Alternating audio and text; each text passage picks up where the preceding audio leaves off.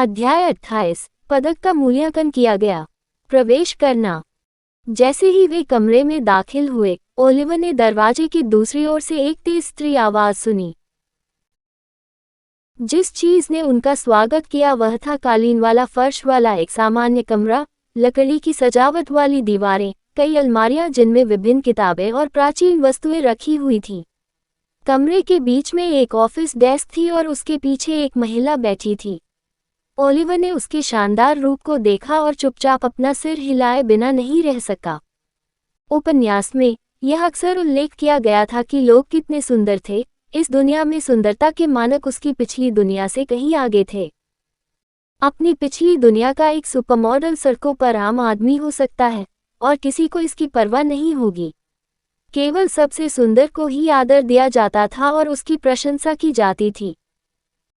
उसे आश्चर्य होता था कि क्या यह इस दुनिया में एस्पर की उपस्थिति के कारण था जिसने लोगों की जीवन शक्ति को बढ़ाया और उन्हें युवा बनाए रखा।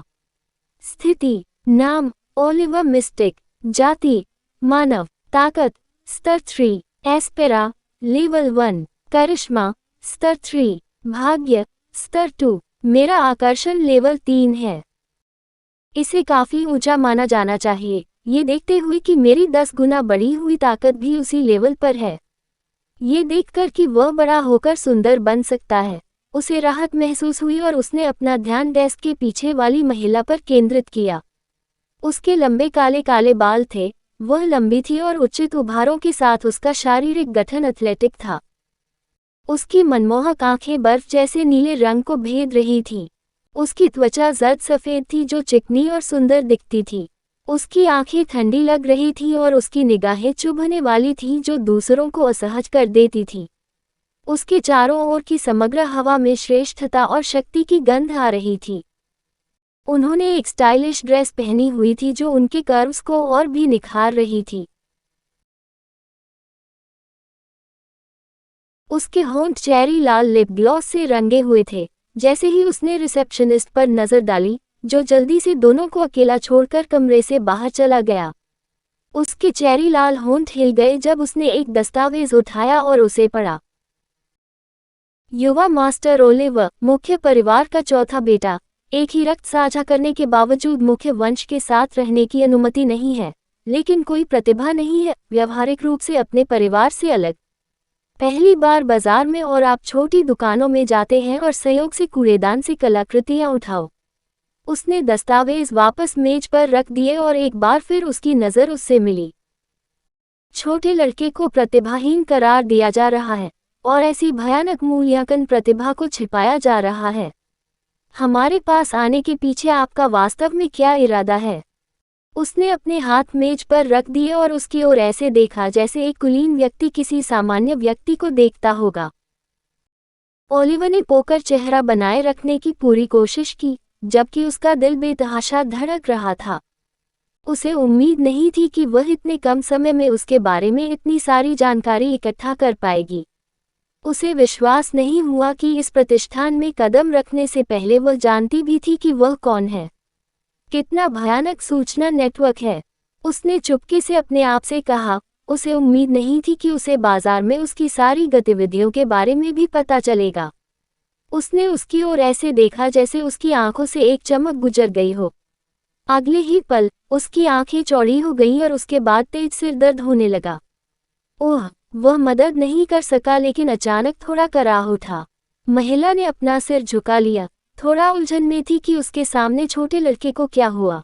उसके परिप्रेक्ष्य में वह अपना साहस दिखाने के लिए एक निर्विकार चेहरा बनाए रखने की कोशिश कर रहा था, लेकिन अचानक उसकी आंखें चौड़ी हो गईं और उसने अपना माथा दबाया जैसे कि दर्द में हो। और यह समझ में आने योग्य था, कॉस्मिक वर्ड गेज एक अंतर्निहित क्षमता थी जो वस्तुतः तब तक ज्ञात नहीं थी जब तक कि ओलिवर का इरादा दूसरों को इसके बारे में बताने का नहीं था। ये देखा जा सकता है कि जब उसने दूसरे भाई से पहले उसकी आंखों में देखने के लिए कहा, तो उसका इरादा सीधे उसके दिमाग पर हमला करने का था ताकि दूसरा भाई उसकी शक्ति की एक झलक पाने में सक्षम हो सके। अन्यथा ये बिल्कुल भी पता लगाने योग्य नहीं था। अधिक से अधिक दूसरों को लगेगा कि कोई उन्हें देख रहा है, लेकिन इतना ही। अगर कोई विशेष रूप से संवेदनशील है तो उन्हें खतरा भी महसूस हो सकता है, लेकिन चूंकि वह उसके ठीक सामने था, इसलिए उसे उपरोक्त में से कुछ भी महसूस नहीं हुआ। इसके अलावा ये कोई आश्चर्य की बात नहीं थी कि वह उसके लापरवाह व्यवहार करने की कोशिश के पहलू को समझने में सक्षम थी। वह ओलिवर की तुलना में बहुत अधिक अनुभवी थी और सभी प्रकार के लोगों से निपटती थी, इसलिए वह इस तरह की रणनीति के बारे में जानती थी। और कहने की जरूरत नहीं है, ओलिवर उसकी नज़रों में सिर्फ एक बच्चा था जो अपने चेहरे की मांसपेशियों को आराम देने की बहुत कोशिश कर रहा था, लेकिन उसकी उपस्थिति में ऐसा करने में असमर्थ था। लानत है, मैंने अभी क्या देखा? दूसरी ओर, उसके शरीर में झुनझुनी हो रही थी क्योंकि उसके रोंगटे खड़े हो गए थे। अभी अभी उसने उसकी शक्ति की झलक देखी थी। वह जानना चाहता था कि उसका स्तर क्या था और वह वास्तव में कितनी मजबूत थी। लेकिन जब उसने उसकी एस्पेरा राशि देखी, तो उसकी आंखें लगभग अंधी हो गईं। ये बहुत तेज था। वह अपने शरीर के अंदर भारी मात्रा में एस्पर दबा रही थी।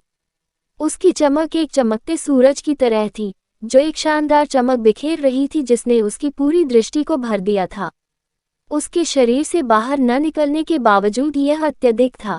यह ओलिवर द्वारा अब तक देखी गई किसी भी चीज से अधिक मजबूत था। उसे उसी क्षण पता चल गया जैसे उसने देखा था कि वह एक सच्चे पावरहाउस की उपस्थिति में था। उसने बलपूर्वक अपने मन की व्याकुलता को दबा लिया, साथ ही उसका मन जिज्ञासा से भर गया। वह जानना चाहता था कि वह अपने भीतर कौन से रहस्य छुपाए हुए है। वह उनके कुल में इतनी ताकत से क्यों थी? ये कुछ भी नहीं है, उसने मुस्कुराते हुए थोड़ा धीरे से उसे जवाब दिया। मैं बस कुछ नेडेन बनाना चाहता हूँ। चूंकि आप पहले से ही मेरी स्थिति जानते हैं, तो आपको पता होना चाहिए कि मुझे मेरे भाई बहनों की तरह बजट उपलब्ध नहीं कराया गया है और मुझे अपने दम पर गुजारा करना पड़ता है। अपना, उन्होंने वर्तमान स्थिति पर ध्यानपूर्वक विचार करते हुए उत्तर दिया। वह उससे क्या चाह सकती थी? वह सिर्फ किसी वस्तु का मूल्यांकन करने के लिए उसे नहीं बुलाएगी, है ना? उसने एक गहरी सांस ली। मैंने सुना है कि आप मुझसे पदक के बारे में बात करना चाहते हैं। क्या आपने इसका मूल्यांकन किया है? वह पूछे बिना नहीं रह सका। महिला चुपचाप उसके व्यवहार को देख रही थी, इससे पहले कि उसने अपने बगल में एक दराज खोली और बैंगनी पदक अपनी मेज पर रख दिया।